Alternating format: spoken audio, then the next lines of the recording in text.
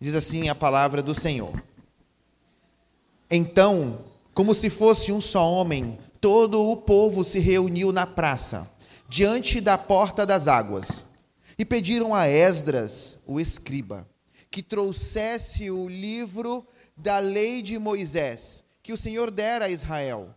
E assim, no primeiro dia do 7º mês, o sacerdote Esdras trouxe a lei perante a comunidade, que era constituída de homens, de mulheres e de todos os que podiam entender. E a leu em voz alta, de frente para a praça, diante da porta das águas, desde o alvorecer até o meio-dia, na presença dos homens e das mulheres e dos que podiam entender. E todo o povo estava atento à leitura do livro da lei. O escriba Esdras estava em pé sobre um estrado de madeira que havia sido feito para esse fim. Estavam em pé, junto com ele, à sua direita, Matitias, Sema, Anaías, Urias, Ilquias e Maaseías, e à sua esquerda, Pedaías, Misael, Malquias, Azum, Asbadana, Zacarias e Mesulão. Então, desde o lugar mais alto, Esdras abriu o livro e todo o povo conseguia vê-lo. Assim que abriu o livro, todo o povo se pôs em pé. Então Esdras bendisse o Senhor, o grande Deus, e todo o povo levantou as mãos e respondeu: Amém, Amém. E eles se inclinaram e adoraram o Senhor com o rosto em terra. Os levitas Jesua, Bani, Serebias, Jamim, Acube, Sabetai, Odias, Maaseías, Quelitas, Azarias, Josabade, Anã e Pelaías explicavam a lei ao povo, e o povo permanecia em pé no seu lugar. Desse modo, leram no livro da lei de Deus, esclarecendo o que liam e explicando o seu sentido, para que o povo entendesse a leitura. Então Neemias, governador, Esdras, sacerdote e escriba, e os levitas que ensinavam o povo, disseram ao povo: Este dia é consagrado ao Senhor, vosso Deus, não vos lamenteis nem choreis. Pois todo o povo chorava, enquanto ouvia as palavras da lei. E ele lhes disse ainda: Ide, comei e bebei do melhor que tiverdes, e enviai algo aos que não têm nada preparado para si, pois este dia é consagrado ao nosso Senhor. Portanto, não vos entristeçais, pois a alegria do Senhor é a vossa força. Então os levitas acalmaram todo o povo, dizendo: Acalmai-vos, porque este dia é santo, por isso não vos entristeçais. Então todo o povo saiu dali para comer e beber, para enviar algo aos que não haviam preparado nada para si, e para comemorar com grande alegria, pois entenderam as palavras que lhes haviam sido explicadas. Vamos orar, irmãos. Santo Deus, essa é a maneira, é a forma em que o Senhor exige que nós estejamos diante da sua lei, com a devida reverência, com o devido temor, e é diante de Ti, Espírito Santo, que queremos rogar que o Senhor nesta manhã possa perdoar os nossos pecados, e que o Senhor possa fazer com que sejamos confrontados e humilhados por meio da pregação da Tua palavra. Por isso rogo a Ti, ao Deus Trino, ao Deus Todo-Poderoso, a Iavé, ao Deus da aliança, que nos habilite a entender a Sua palavra e a sairmos daqui, Senhor, com a verdadeira consciência de que diante da Tua palavra o nosso coração precisa sofrer o verdadeiro avivamento espiritual que gera tributo de adoração. Então nos ajude nesta manhã, é o que eu te peço, no nome poderoso de Cristo Jesus, nosso Senhor. Amém. Irmãos, podem sentar.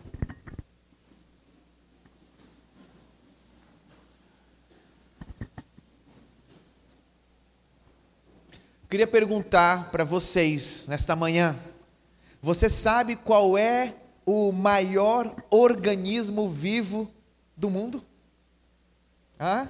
Alguém já pensou nisso? Não sei se você de repente pensou que poderia ser lá os gigantes elefantes da África. Ou de repente uma baleia, sabe aquelas baleias azuis, aquelas baleias gigantes.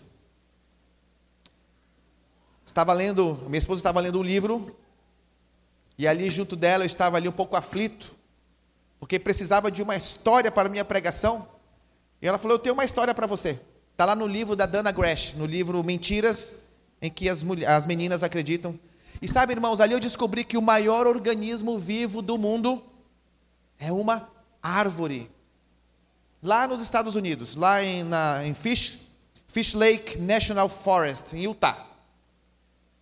E essa árvore, irmãos, eu estava lendo, ela é tão grande que ela até ganhou um nome, ela se chama pando.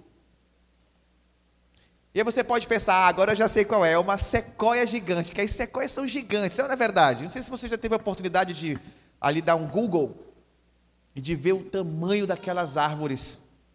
Mas se eu disser para você que não é uma sequoia gigante, é um álamo. O maior organismo vivo do mundo é uma colônia clonal de um álamo trêmulo macho. Essa árvore ela é tão conhecida, irmãos, que ela é conhecida como o gigante trêmulo, que ela fica vibrando. E depois você pode pesquisar aí no Google que esse álamo ele é tão grande que ele tem 429 mil metros quadrados de extensão. Ou seja, é uma big árvore, não é verdade? Mas o interessante é que essa árvore, identificaram nelas marcadores genéticos no seu tronco que comprovam que essa árvore, ela compartilha de um imenso sistema subterrâneo de raízes. É uma só raiz que compartilha vários brotos de uma única árvore que formou-se assim uma grande floresta de uma única árvore lá nos Estados Unidos. Agora pensa comigo, uma árvore de mais de 6 toneladas, é pesada. Nem o pastor iria conseguir carregar nas costas essa árvore, hein? Mas sabe, irmãos, segundo Dana Gresh, ela diz que tem um dado muito interessante que ela gostou quando ela estava estudando sobre esse organismo vivo, esse maior organismo vivo da Terra. É que essa árvore, olha que interessante, ela sobreviveu a vários incêndios florestais. Mas por que ela sobreviveu? Porque as suas raízes são raízes profundas.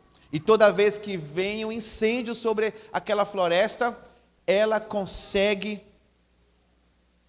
fazer com que novos brotos de árvores nasçam de suas raízes profundas. Ou seja, a fonte de vida subterrânea desse organismo, desse maior organismo vivo da terra, ela viscera, produzindo novos brotos férteis que o fogo não pode destruir.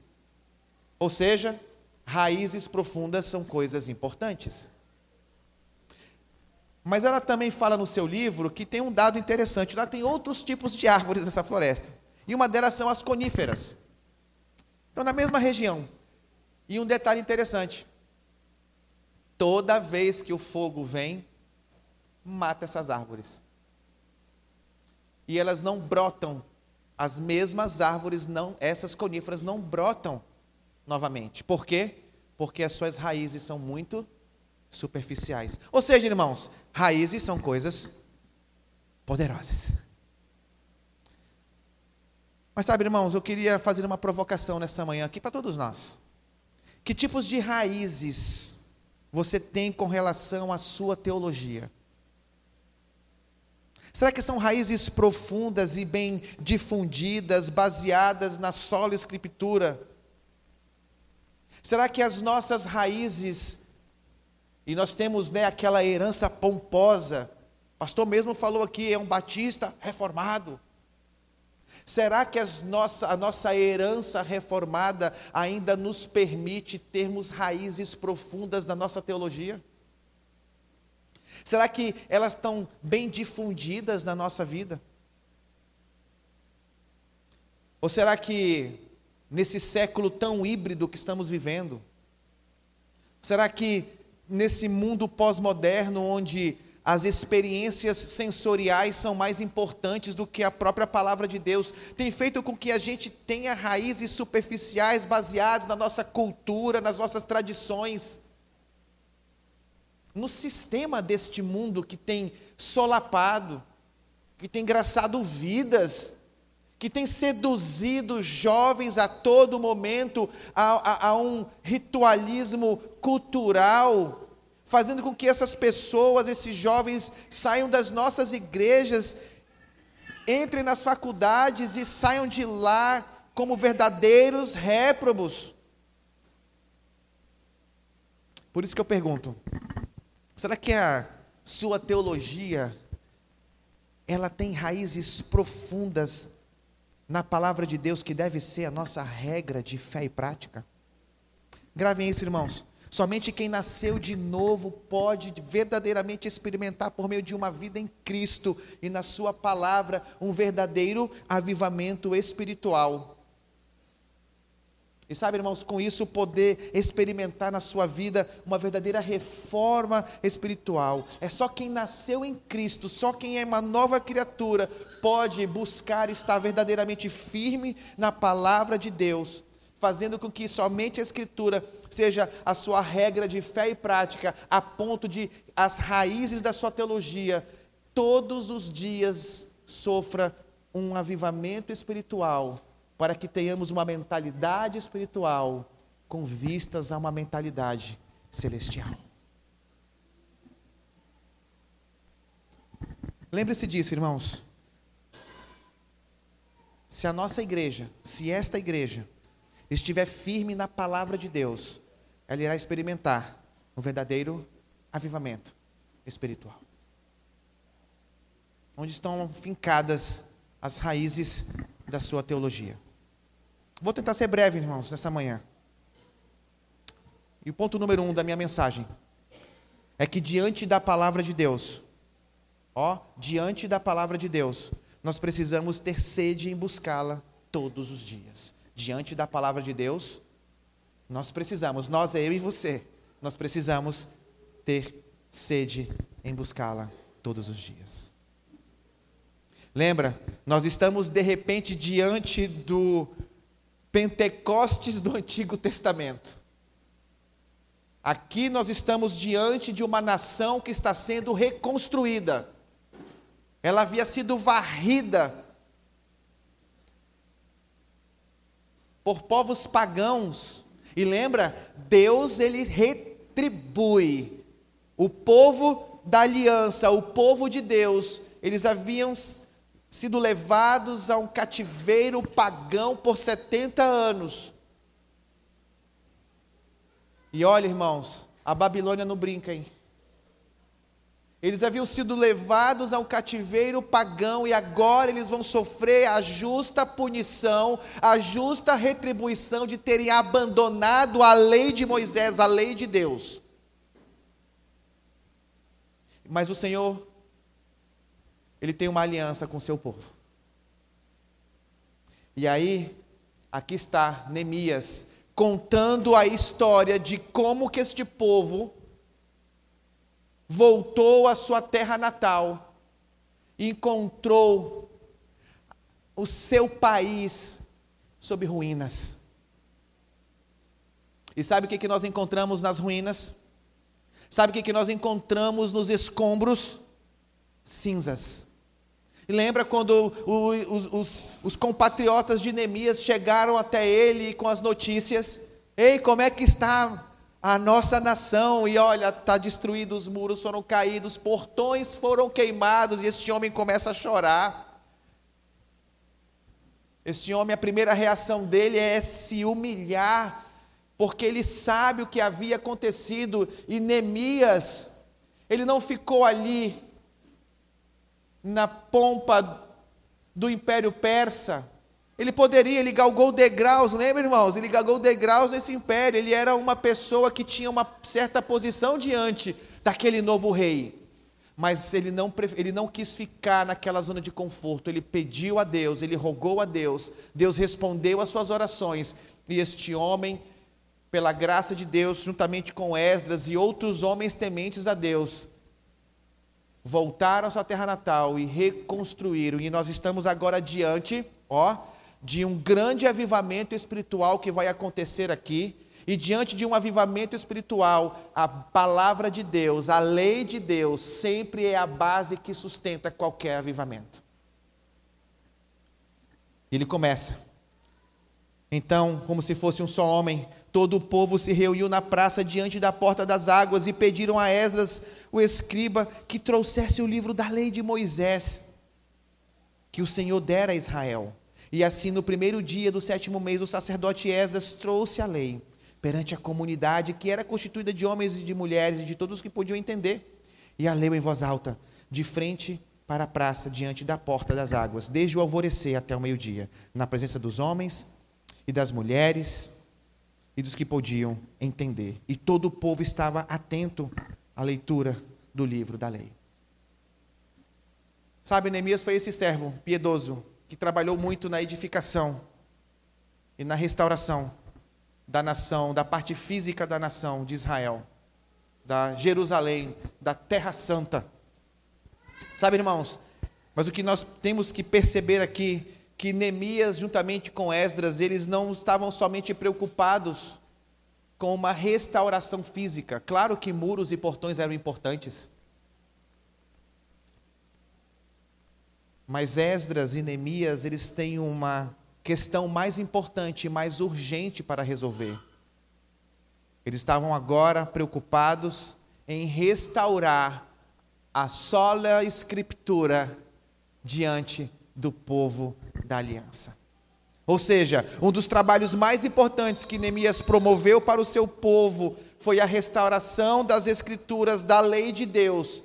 E o interessante aqui, irmãos, é que Neemias, ele sabia que a palavra de Deus, se ela não fosse o centro gravitacional da vida do povo de Israel, tudo iria ruir novamente. E nós vamos ver, uma página antes dessa, o povo havia se corrompido novamente. Uma página depois dessa, o povo se corrompe novamente. Neemias mal pôde voltar à Pérsia e o povo se corrompeu novamente, demonstrando assim que o nosso coração é um coração cheio de toda sorte de idolatria, de injustiças, de pecado. E que se a nossa vida não estiver debaixo da palavra de Deus, nós não iremos sofrer aquele avivamento espiritual que o nosso coração precisa para poder militar contra a nossa própria carne.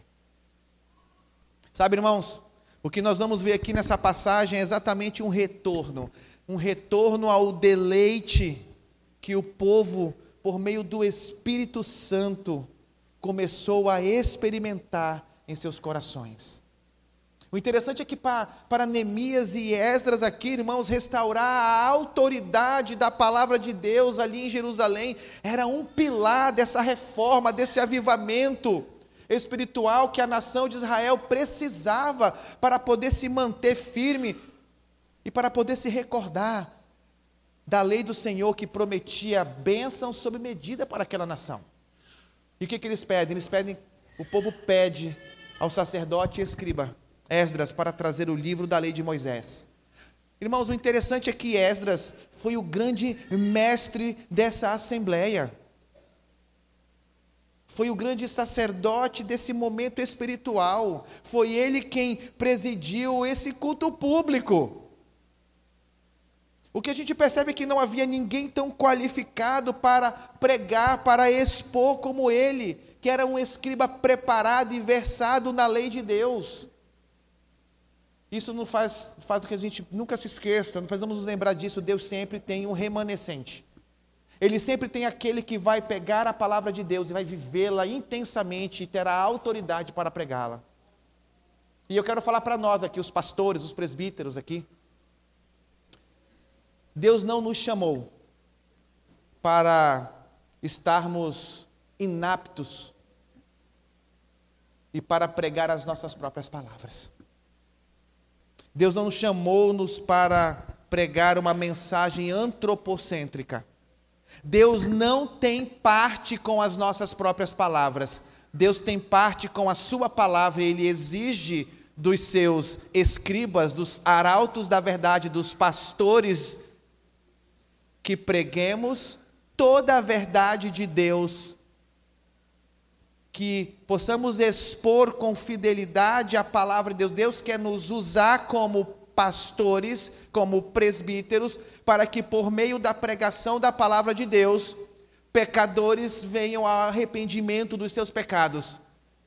Para aqueles irmãos que estão fracos na fé possam se fortalecer. Ou seja, nós somos chamados a pregar não as nossas palavras, nós somos chamados para pregar a palavra de Deus. Que nunca nos esqueçamos disso. Deus não tem compromisso com as nossas palavras, Deus tem compromisso e zelo com a sua palavra. Mas o texto vai dizer que o povo foi unânime, foi algo voluntário, como um só povo, ou seja, como uma só pessoa. Todo o povo queria a palavra de Deus, todo o povo queria ouvir a palavra de Deus, como um só povo, como um só homem. Todo o povo se reuniu na praça, diante da porta. E aí Esdras traz o livro da lei. Esdras traz o livro da lei que o Senhor dera a Israel, dera ao seu povo. Deus tem um povo pelo qual Ele deu a sua palavra, a sua lei, para que por meio dessa lei o povo fosse guiado em toda a verdade. O que está acontecendo aqui, irmãos? O povo começa a um retorno à autoridade da palavra de Deus. O que está acontecendo aqui é um retorno à restauração da lei que havia sido abandonada pelo povo da aliança. E ele diz assim: no primeiro dia do 7º mês, o sacerdote Esdras trouxe a lei. No primeiro dia, ou seja, irmãos, Esdras, ele traz o livro da lei. No primeiro dia do 7º mês, esse sacerdote traz o livro da lei perante a comunidade. E nós vamos ver que era constituída, de todo o povo da aliança, de homens e mulheres e todos que podiam entender. E a leu em voz alta. Desde o alvorecer até o meio-dia, na presença de todos, e todo o povo estava atento à leitura do livro da lei. Esdras leu, irmãos, em voz alta, o livro da lei de Moisés. Ou seja, irmãos, esse aqui é o grande Shabat. É o grande dia do Senhor, um dia de jubilação, um dia ordenado por Deus na criação, um dia santo, um dia consagrado exatamente para esse fim. E que dia é hoje? Hoje é esse dia.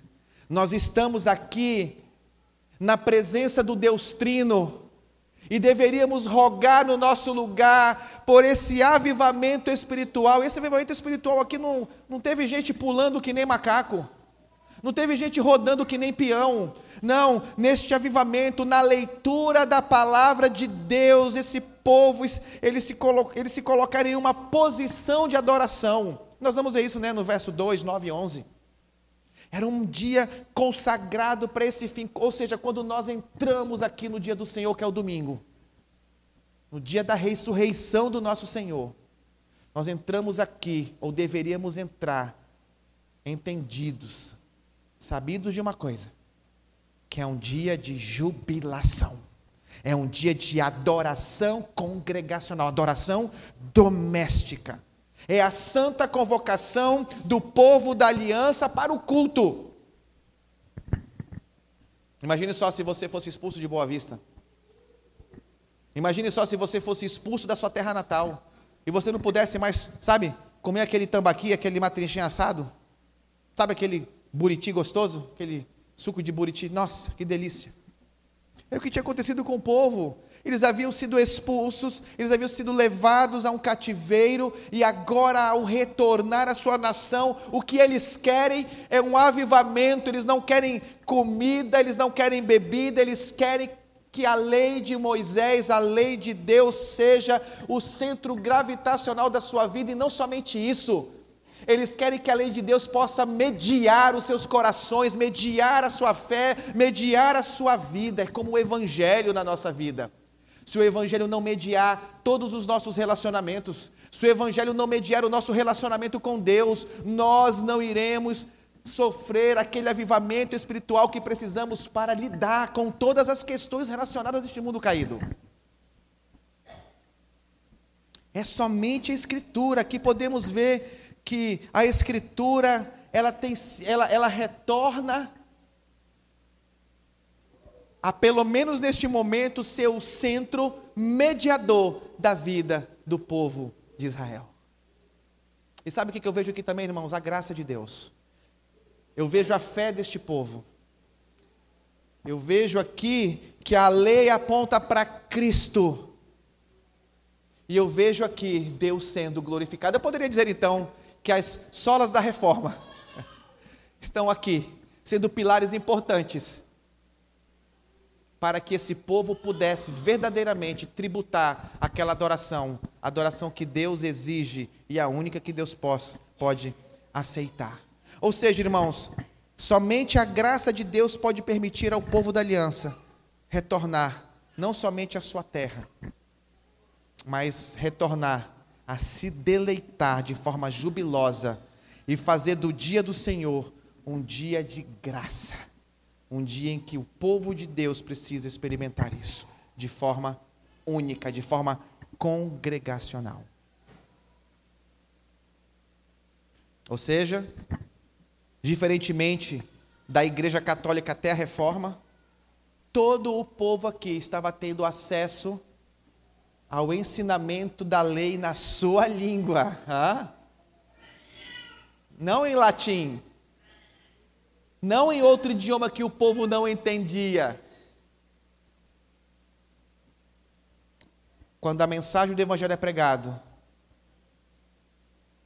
os eleitos são salvos, os crentes são fortalecidos, e o joio é mais e mais endurecido. Sabe, irmãos, eu e você, nós somos chamados a pregar toda a verdade de Deus.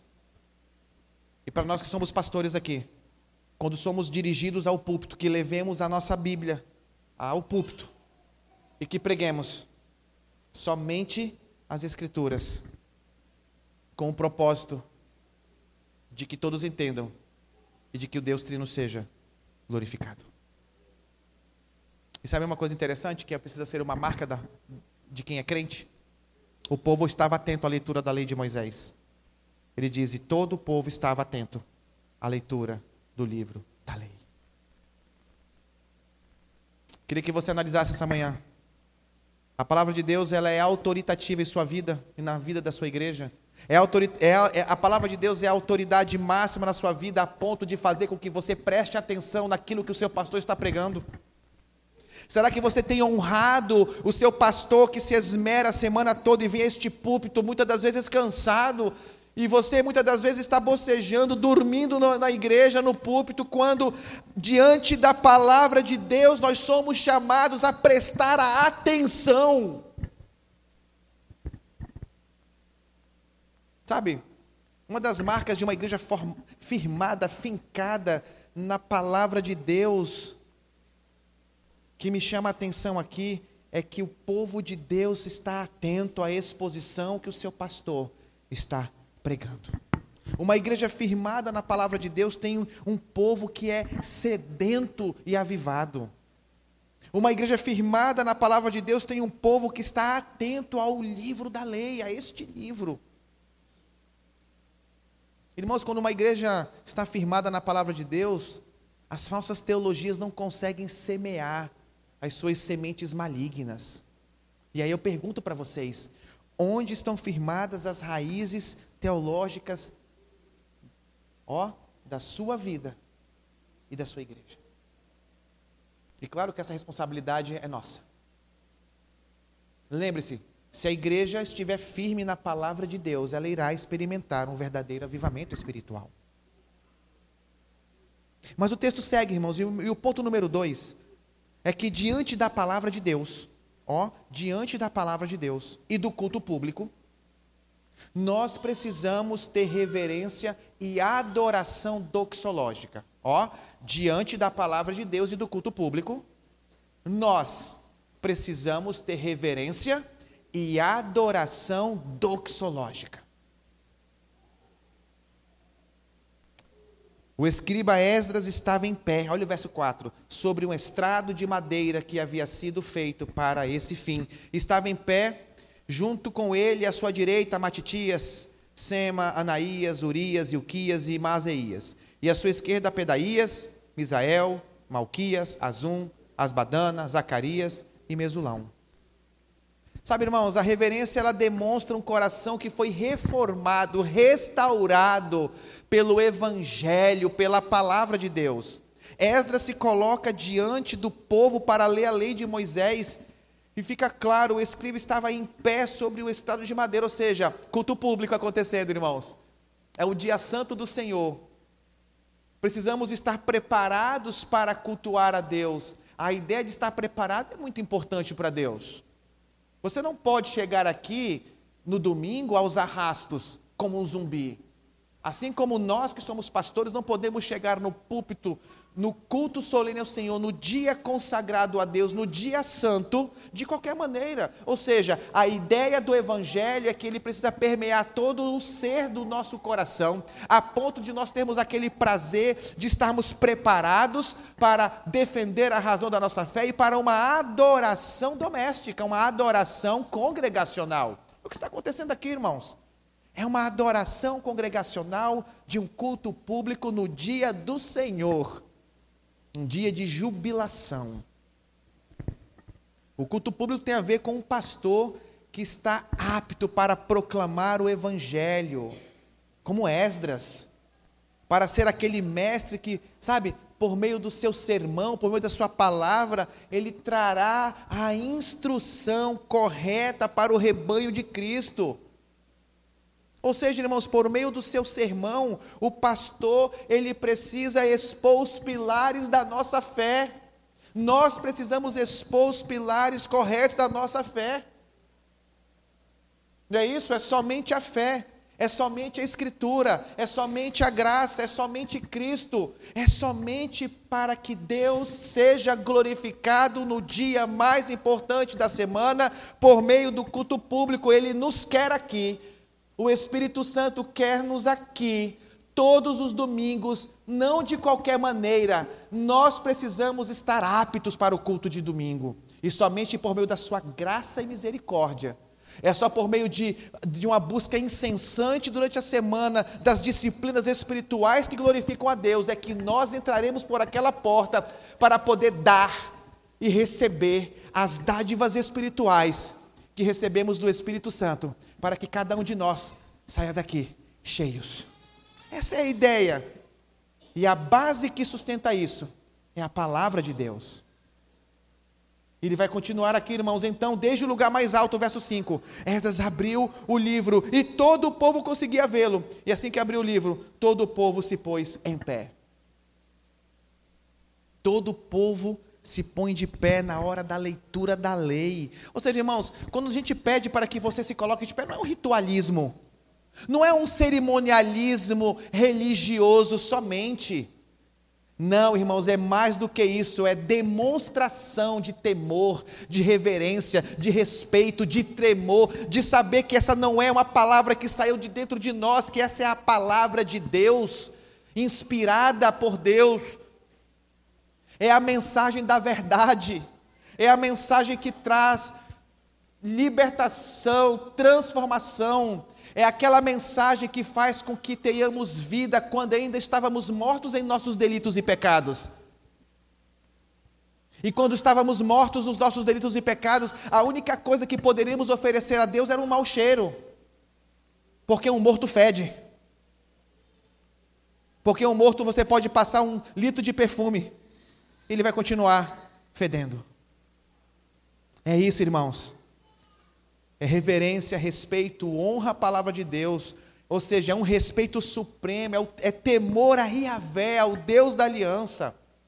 Mas nessa era liberal, onde tudo, diz que é expressão de amor, os crentes das igrejas não têm mais reverência a Deus e a sua palavra. Nós estamos diante de um texto que foi inspirado por Deus, e as pessoas ficam de qualquer maneira no culto. Não, será que eu vou ter que me levantar? Deus não precisa disso. Não, irmãos. Quando nos levantamos para ler a palavra de Deus, estamos dizendo para Deus: Senhor, a tua palavra é a verdade. A tua palavra é quem transforma, a tua palavra é que liberta, a tua palavra é que me instrui no caminho que eu de fato preciso andar, ainda que eu não mereça. E aí nós vemos a manifestação da graça de Deus, quando com temor nos levantamos e falamos assim para Deus: Deus, eu me levanto porque digno é o Cordeiro, eu me levanto porque digno é o Rei da Glória, porque eu estou diante da palavra daquele Rei que está em um alto e sublime trono. Eu estou diante da palavra do Deus que é o Rei e Juiz do universo.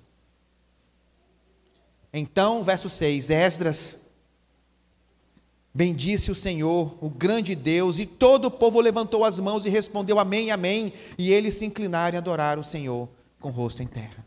Irmãos, estamos diante, de gratidão a Deus. Então Esdras bendisse o Senhor, o grande Deus. Gratidão, oração de gratidão, ó Deus, obrigado por estar aqui nesta manhã. Yahvé, obrigado porque o Senhor, pela sua graça e misericórdia, ainda que eu queira estar no céu, ainda que eu queira estar diante do Senhor, se o Senhor me despertou aqui nessa terra, o Senhor quer que eu esteja hoje no culto público, no dia santo, no dia do Senhor, em adoração de gratidão. Ou seja, quando estamos vindo ao culto público, ao dia mais importante da semana, nós já precisamos entrar no nosso carro, no ônibus, no Uber, subir na moto, da bicicleta, falando: Deus, eu estou chegando na sua casa, porque hoje é o dia em que eu vou me encontrar com o meu irmão, que vai derramar sobre mim dádivas espirituais, e eu sobre a vida dele também. Todo mundo é cheio, todo mundo experimenta daquilo que a palavra pode nos oferecer. Mas não só Esdras bendisse o Senhor, o povo bendisse ao Senhor. E todo o povo levantou as mãos e respondeu amém, amém. Olha que coisa bonita, uma adoração comunitária, espontânea no culto público. A sola escritura é restaurada agora está aqui, a gente pode ver, como autoridade máxima.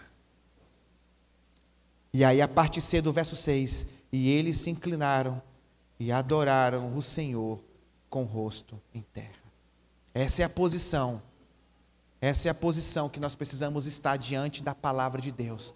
Ou seja, nós precisamos, irmãos, diante da palavra de Deus, nos render, baixar a guarda. Diante da palavra de Deus, irmãos, nós precisamos adorá-lo, nos rendendo, baixando a guarda. Quando o povo da aliança, quando o povo de Deus experimenta a graça da sola escritura, dessas solas na sua vida, há verdadeira adoração e existe verdadeiro avivamento.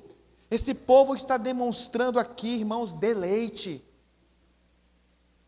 Esse povo está demonstrando adoração. Esse povo está demonstrando reverência, doxológica. Deus agora, de verdade, Deus está sendo glorificado. A ideia de doxologia é: será que Deus recebe a nossa adoração? Será que o nosso estilo de vida, a nossa semana, tem sido um tributo de culto e um tributo de adoração a Deus, como um aroma agradável e aceitável ao Deus que é santíssimo? Deus está recebendo essa adoração. Porque em outras partes da Bíblia nós vamos ver que Deus fala assim: eu desprezo essa falsa adoração. Não é verdade? Nós vamos ver isso em Isaías e em vários outros profetas. Eu não suporto ver vocês fazendo esse tipo de sacrifício, seus hipócritas. Não, aqui ele está aceitando. Porque diante da palavra de Deus, quando nos rendemos, quando baixamos a guarda, o Espírito Santo, ele age de forma que o Deus Trino possa receber essa adoração. E essa deve ser a nossa posição, irmãos. Diante da palavra de Deus, eles se prostravam com o rosto em terra. Deus foi glorificado aqui. O Deus Trino está derramando do seu trono de graça a água viva, e essa fonte jorra de forma inesgotável. o dono da torneira da graça que está sendo derramada aqui sobre este povo é Cristo, que do céu está reinando, e esse mesmo trono da graça está aqui à nossa disposição por meio da sua palavra. Está aberta para que a gente possa beber dessa graça que faz com que a gente entenda a nossa posição diante de Deus e da sua palavra. Irmãos, diante do culto público, nós precisamos nos render em reverência verdadeira e adoração doxológica. Lembre-se disso, irmãos. Se a nossa igreja, eu me incluo nessa igreja, estiver firme na palavra de Deus, nós vamos experimentar o verdadeiro avivamento espiritual que precisamos. E o meu último ponto, irmãos. Diante da palavra de Deus, os líderes têm a responsabilidade de conduzir o povo da aliança a uma reforma espiritual. Agora é uma mensagem só para mim, para o pastor e para os presbíteros aqui. Os irmãos podem ir embora para casa. Brincadeiras, irmãos. Diante da palavra de Deus, os líderes, nós, temos a responsabilidade de conduzir o povo da aliança, vocês, a uma reforma espiritual. E são os versos de 7 a 12. Qual é a missão do pastor? Qual é a nossa missão? É conduzir as ovelhas em uma dieta saudável. Uma das marcas mais importantes é a pregação expositiva, se não for a mais importante.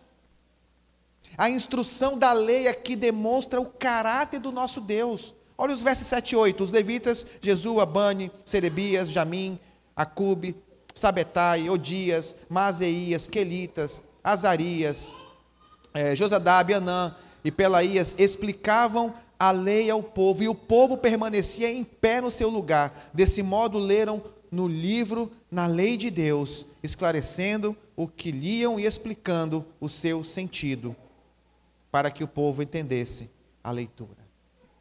Irmãos, essa pergunta é feita agora para mim, para o pastor, para os presbíteros. Será que nós estamos explicando o sentido real das Escrituras para vocês? Quando você está do lado daí, deste lado, você precisa anotar a pregação. E essa é uma forma de você honrar o seu pastor. É muito bonito quando o pastor vê as suas ovelhas, estão anotando. É avivamento. O povo está comigo nessa. Estamos juntos nessa pegada. Não, é isso, irmãos. Você precisa estar atento e anotar e escrever. E de repente colocar uma interrogação. De repente falar assim, não entendi. Esse texto nos mostra o papel dos pastores. Mas não só dos pastores. Nós vamos ver que daqui a pouco isso também tem uma aplicação para os maridos, para os solteiros, de uma manutenção diária, de um estudo diário da palavra de Deus, com uma aplicação saudável para a vida prática. Irmãos, o nosso papel, nós somos chamados aqui como pastores para explicar todo o desígnio de Deus. A ideia aqui de mostrar que eles leram no livro da lei, eles esclareceram, eles liam e eles explicavam o seu sentido, para que o povo entendesse a leitura. Ou seja, havia os levitas, o escriba e sacerdote Esdras, que explicava que estava lendo, e não era só uma leitura mecânica, era uma leitura debaixo do poder do Espírito Santo. E agora o povo vai fazer o que nós estamos fazendo aqui. Nós estamos explicando, nós estamos esclarecendo todas as verdades possíveis desse versículo. E essa é a ideia. O papel do pastor é esclarecer, é fazer o povo de Deus entender, por meio da pregação expositiva, o evangelho que salva. A nossa mensagem precisa ter um tom evangélico. Ela precisa fortalecer os crentes, salvar os eleitos que ainda estão aí, precisando que preguemos a mensagem que salva perdidos. A exposição da palavra de Deus, ela precisa ser, na vida do pastor, aquilo que o fortalece, e não somente o que o fortalece, mas que fortalece também a congregação. A pregação expositiva, ela não só fortalece a congregação, ela encoraja, ela traz fé, ela traz doutrina, temor, reverência, ela gera adoração, ela faz com que o nosso coração fique contrito a ponto de termos uma vida piedosa. Os levitas estão explicando a lei ao povo. O povo se mantém em reverência diante da palavra de Deus. E é isso, irmãos, a função do pregador é expor a verdade eterna do Evangelho com autoridade. Lembra lá em Mateus, quando o pessoal fala assim, aqueles judeus religiosos explicam, mas eles não têm autoridade. Rapaz, esse homem aqui, esse Jesus aqui, ele explica como quem tem autoridade. E nós vamos ver que essa palavra autoridade, ela vai aparecer no Novo Testamento 3 vezes. Nós somos chamados como pastores a pregar com autoridade a palavra de Deus e explicar e esclarecer para que todos nós cheguemos a um entendimento doxológico. E eu fecho com os versos finais aqui, de 9 a 12. A beleza do dia do Senhor. Então Neemias, o governador, Esdras, sacerdote, escriba e os levitas que ensinavam o povo, disseram ao povo: este dia é consagrado ao Senhor vosso Deus, não vos lamenteis nem choreis, pois todo o povo chorava enquanto ouvia a palavra da lei. Irmãos, é isso que deve acontecer no nosso coração quando a gente lê a palavra de Deus. Nós precisamos ser confrontados, o povo estava sendo confrontado aqui. Esse texto nos mostra que o dia do Senhor é belo. Esse texto nos mostra o dia do Senhor e a beleza da graça. O povo da aliança, agora após a leitura da lei, como é que eles reagiram? Eles reagiram como nós deveríamos reagir diante da leitura da palavra de Deus, com lágrimas, com contrição, com choro. Algo que me chama a atenção aqui, irmãos, é que eles não estavam mais agora, nesse momento, preocupados com seus inimigos. Eles estavam vivendo por pura graça e fé. E diante da palavra lida, eles entenderam que estavam em pecado diante de Deus. E a reação justa de quem é confrontado pela verdade do Evangelho é choro, são lágrimas, é aquele arrependimento que vem de dentro para fora. Imagine, irmão, se você tivesse ficado 70 anos sem as instruções do seu Deus. Depois de décadas, você pudesse ter a oportunidade de ouvir novamente, a palavra da verdade, bem explicada. Como é que você reagiria? Essa é a beleza da graça de Deus. Yahvé, ainda que o povo havia quebrado a aliança, ele manteve a sua aliança. Isso porque Yahvé tem um povo em quem ele um dia, lembra, derramaria do seu espírito, e não iria mais ser uma circuncisão externa. Ele tem um povo em que ele iria circuncidar o coração. O dia do Senhor é o dia onde a congregação dos santos, onde nós precisamos nos reunir em alegria congregacional. Esse dia é um dia solene, um dia de consagração, um dia de festa de generosidade, a pregação da palavra de Deus, a sola escritura, ela precisa ser o coração da adoração do povo de Deus. A palavra de Deus precisa ser o centro gravitacional da nossa vida. A palavra de Deus precisa ser o centro mediador dos nossos pensamentos, das nossas palavras, das nossas ações. É no dia do Senhor, é no domingo, onde o povo de Deus, onde a Assembleia de Deus, onde o povo da aliança, onde o povo do pacto se reúne em adoração, em festa, em unidade, em cumplicidade, para glorificar aquele Deus maravilhoso, o nosso Deus, em adoração, em unidade, somente pela fé, dependentes da graça, com um foco na Escritura, com um propósito maior de glorificar a Deus. Ele diz: esse dia é consagrado ao Senhor. E aí eles vão fechar dizendo, e ainda disse: vão, ide, comei e bebei do melhor que tiverdes, e enviai algo aos que não têm nada preparado para si, pois este dia é consagrado ao nosso Senhor. Portanto, não vos entristeçais, pois a alegria do Senhor é a nossa força. Agora justiça. Agora generosidade. Lembra? O povo foi levado ao cativeiro. Deus retribuiu para eles esse cativeiro de 70 anos, porque eles haviam caído em pecado de idolatria, em injustiça social, e deixaram de ser um povo generoso. Agora, justiça e generosidade são caminhos que fazem com que a gente manifeste um verdadeiro avivamento espiritual e glorifique ao Deus Trino.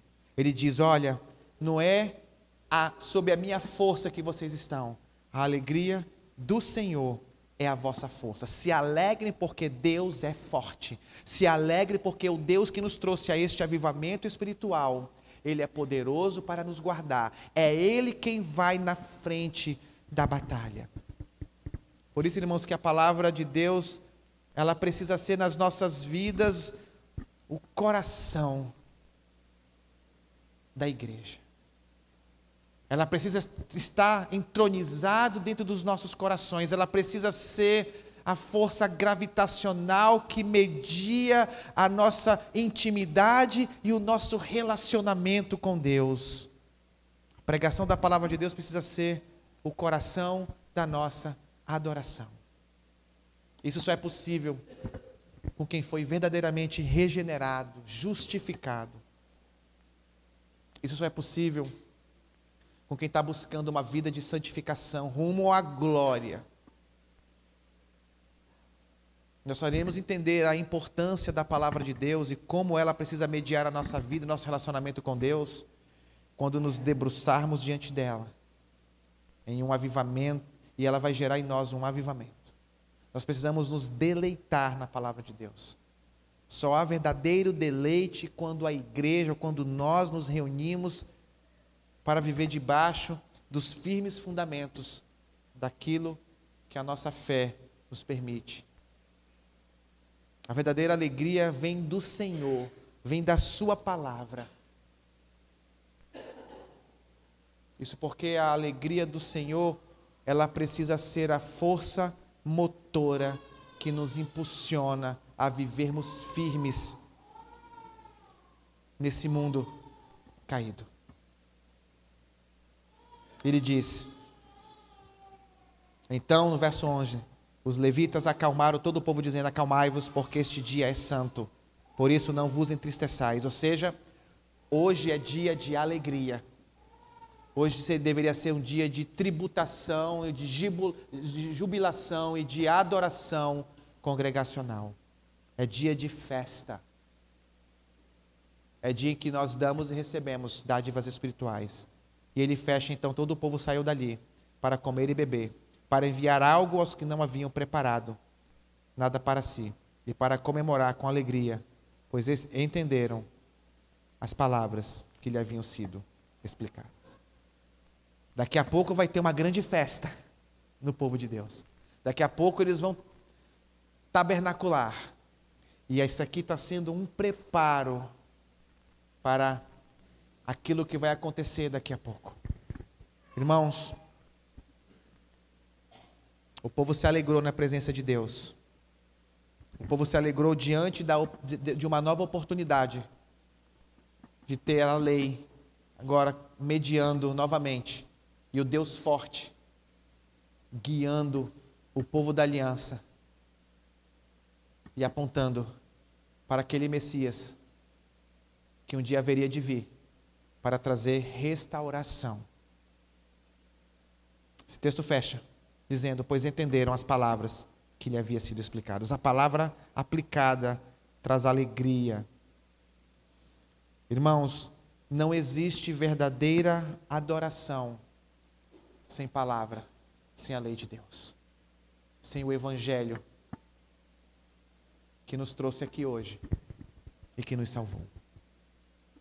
Sabe, diante da palavra de Deus, a igreja de Cristo precisa ter verdadeira reverência, verdadeira alegria.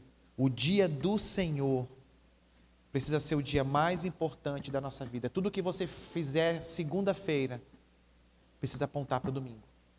Terça, apontar para o domingo. Quarta, apontar para o domingo. E assim sucessivamente.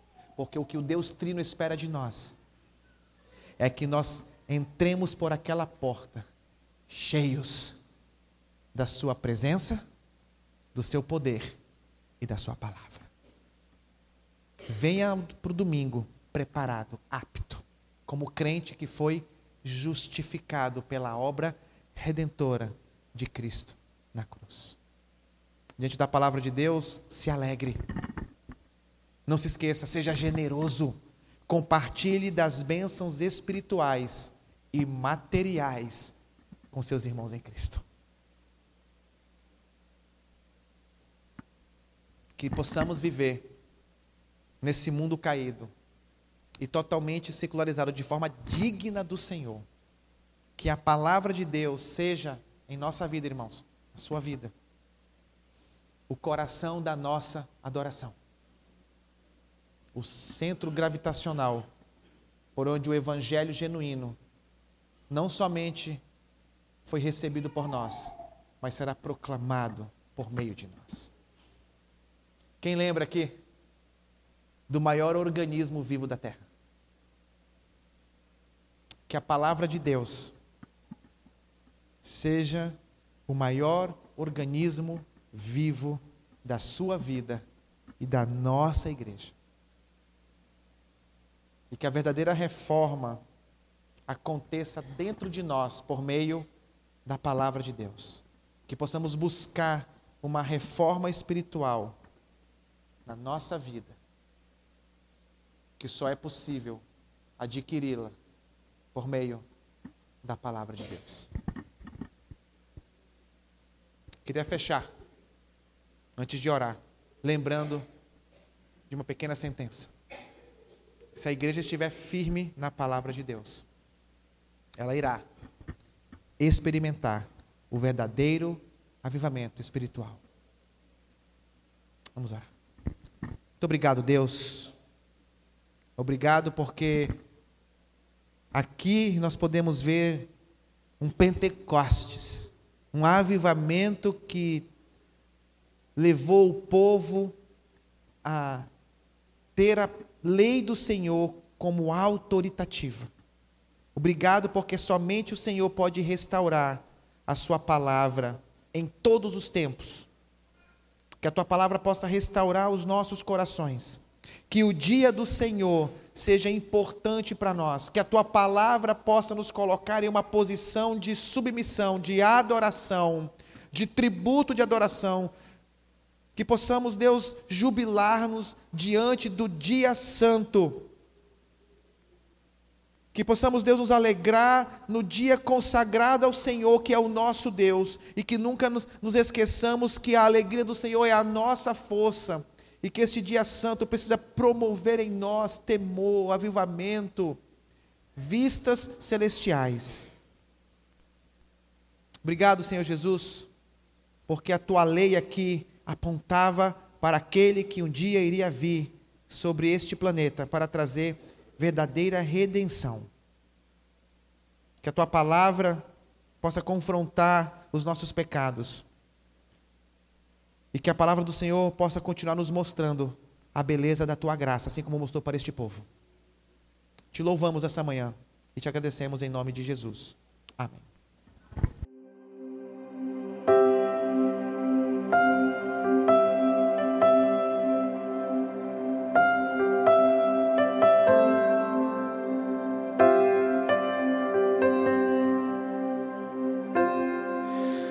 Tu és bem-vindo aqui.